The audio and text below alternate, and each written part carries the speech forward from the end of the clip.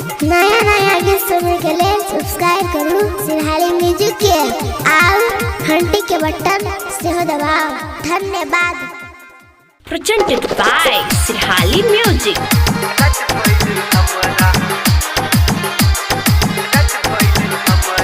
DJ Umesh Sukhipur बाजार। Presented by मां music recording studio Ladania. रात भइल हमरा सुत नै दै छै चुम्मा लै छै भोर में केतनो करै छी इनकार दै सखी दाँत काट लै छै ठोर में।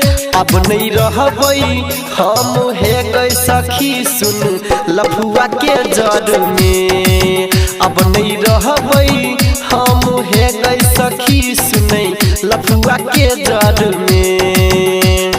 रात भइल हमरा सुत नै दैय चुम्मा लै छै भोर में केतनो करै छी इनकार गई सखी दाँत काट लै छै ठोर में।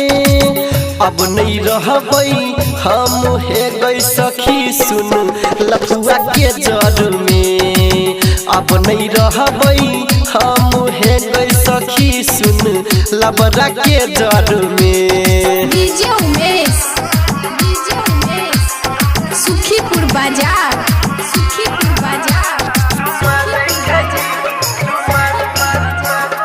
Presented by Sirahali Music. साथी के बर्थडे छै कहि के हम आबै छी छौरा के संग में गई रात बिताबै छी।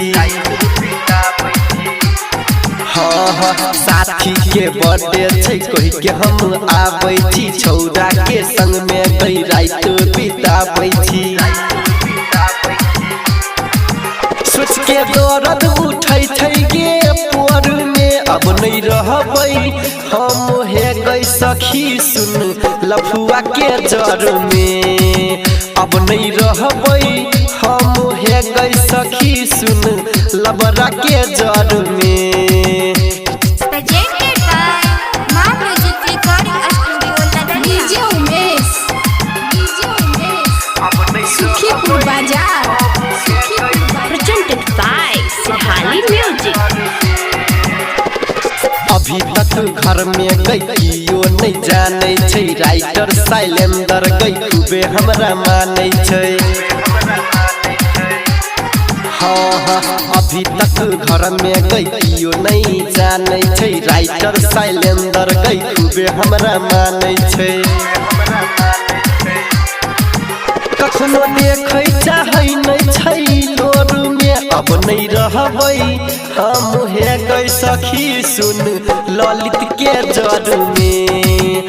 अब नहीं रहबै हम हे गई सखी सुन लफुआ के जड़ में। Presented by Sirahali Music.